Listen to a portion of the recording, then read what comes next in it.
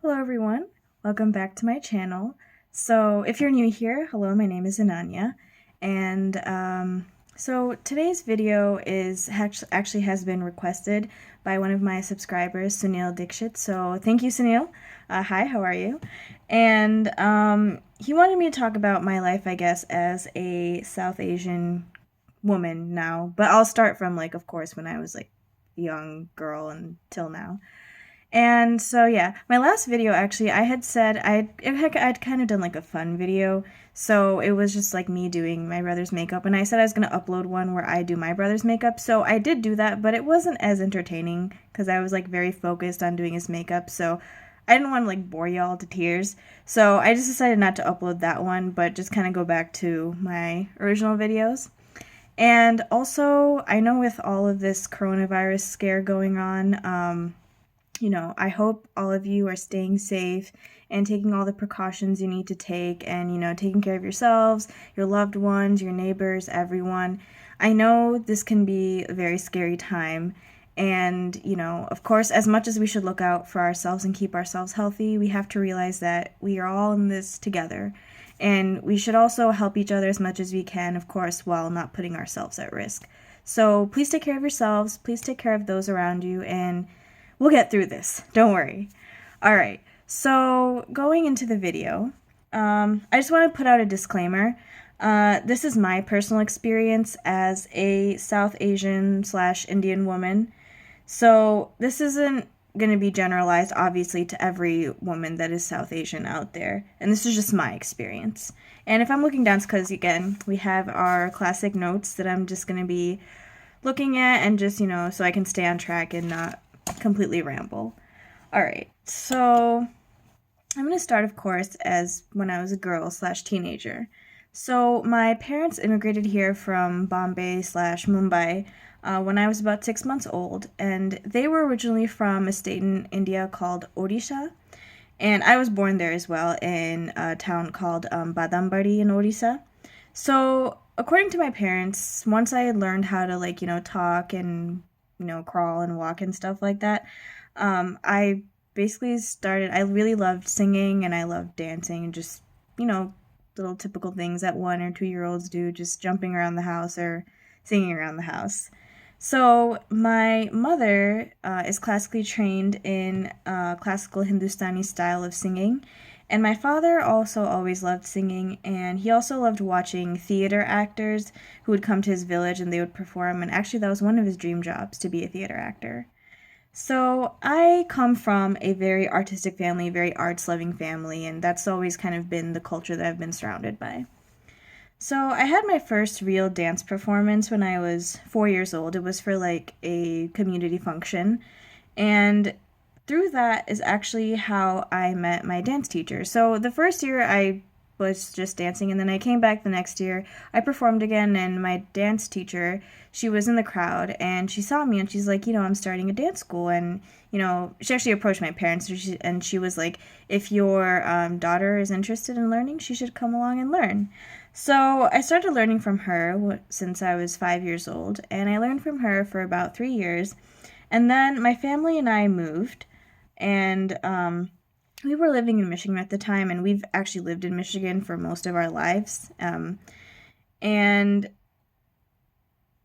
they basically, as we moved, they were kind of worried about okay, how is our dance situation going to go? Are we going to be able to find another dance teacher?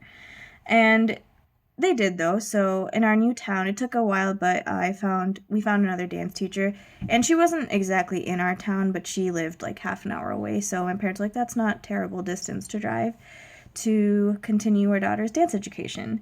So I started learning from my new dance teacher, and actually just kind of backtracking, when I was 6 years old, there is something that takes place every year. It's like a function called the International Odissi Festival. So basically, the dance form that I learn is called Odissi. It's from my home state of Odisha, and it's a classical Indian dance. So all of basically the Odissi dancers around the world, they get together and they perform at the International Odissi Festival. So when I was 6, it was actually taking place in Washington, D.C. So my parents were like, okay, it's in the U.S. this time, so and they were like, and they let me perform. So that was actually where I met one of the founding fathers of Odissi, Padma Vibhushan Guru Keruchan Mahapatra.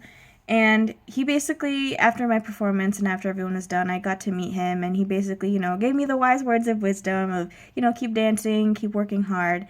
And I feel like at that moment, I knew that I was born to be a performing artist. Like everything just started falling into place. And, my 6-year-old self was like, yeah, this is what I got to do. This is exactly what I need to do.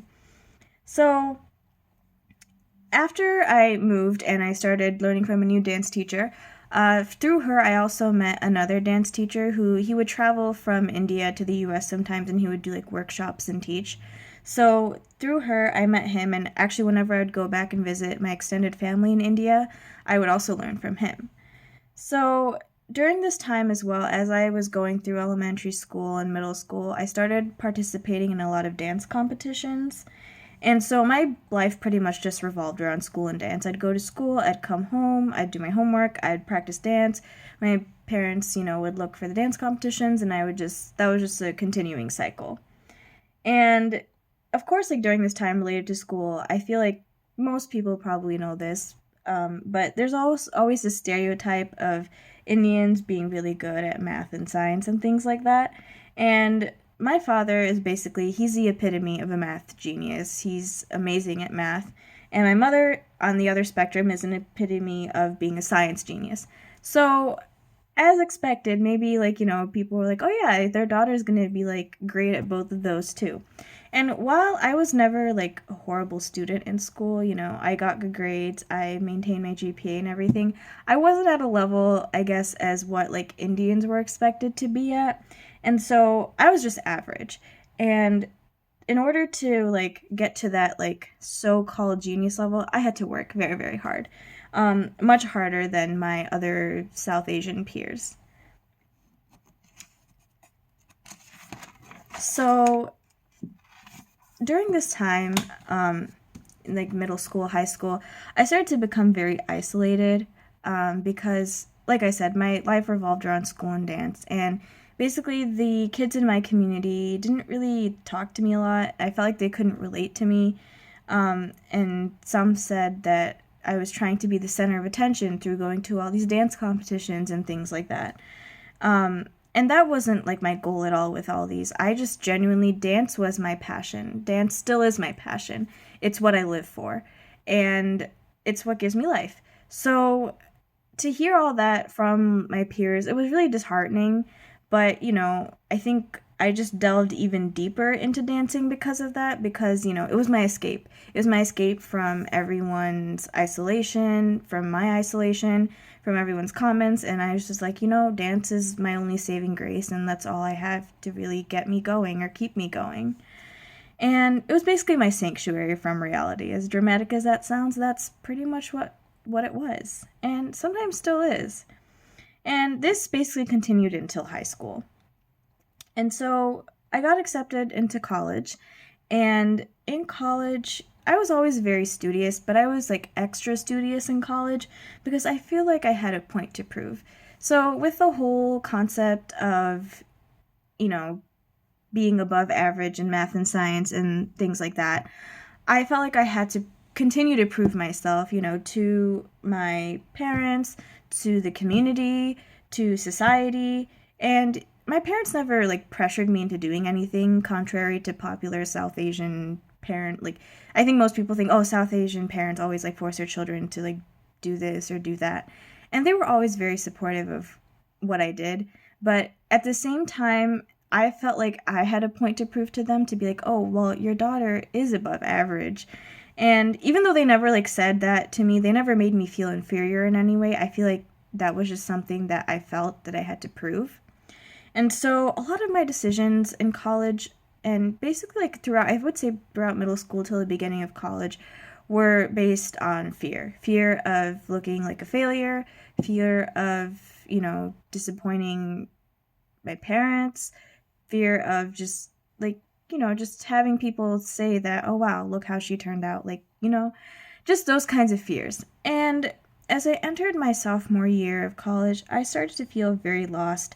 And I just started to kind of question, like, who was I living for? Why were all of my decisions not even for myself?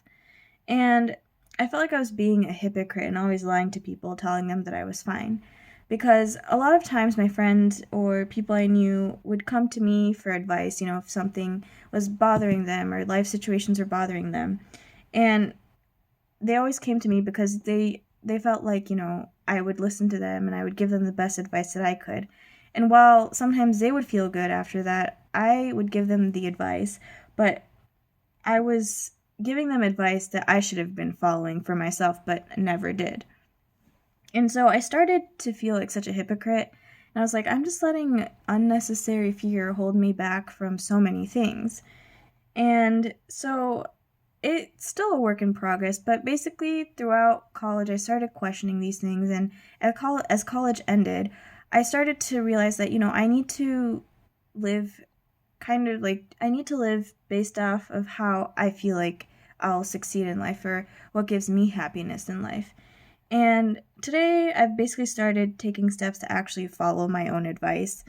And that's actually one of the reasons I started posting again on this YouTube channel, is basically to get my thoughts out there and anything that's kind of on my mind out there as well.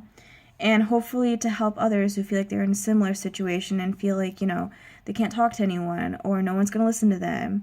And even if, you guys that are watching aren't in a similar situation as me, I just hope, whatever you're going through, that you can at least feel like someone's empathizing with you and, just is also there for you. And I feel like while this YouTube channel did start for me to kind of, grow into starting to follow my passions, I am so happy that, hopefully this is helping others out there too. And that's why I'm also taking suggestions from you all, because I want to know what's on your minds and if I can hopefully help you guys get through something.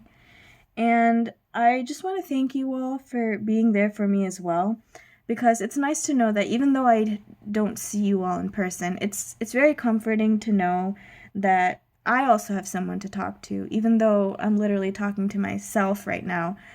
I just feel like, it's nice to have someone out there who's listening to me and who's also listening to what's on my mind and maybe what's troubling me as well. And hopefully they feel like they're not alone, and I definitely feel like I'm not alone. So I just want to say that keep all of your comments coming and like, share, and subscribe if you want to. And most importantly, take care of yourselves, both physically and mentally. It's always great, to have people around you and friends and family. It's always wonderful, and we should always be grateful for them. And I also feel like, in addition to that, at the end of the day, just know that in order for you to enjoy all these aspects of your life, you have to be there for yourself. So please take care of yourself, physically and mentally, and especially during this coronavirus time, please also take care of yourselves and stay safe. All right, take care, y'all. Bye.